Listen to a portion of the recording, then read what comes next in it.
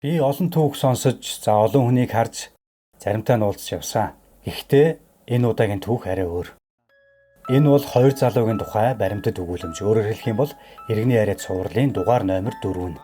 Нэг нь телевизийн камерын ар зогсож зураглаачаар ажиллаж сурч байсан. За нөгөө нь политехникийн сургуулийг мужаан мэргэжлэр төгссөн 19-20 настай хоёр залуу. Тэд хотын захын жижиг өрөөнд. За заримдаа машиндан амьдарч хөдөлмөрөөрөө, мөнчгөрөөрөө амьдралаа авч явахыг зорж байна.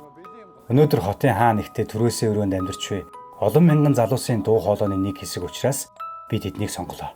Өөрөөр хэлбэл энэ түүх зөвхөн тэднийх биш. Хөдөөний залуусын ихэнх нь хотод ирээд хэрхэн тэмцэж буй бодит дүр зураг. Хүн бүрийн амьдралын зам нь өөр. Гэхдээ тэмцэл нь адилхан шимшиг.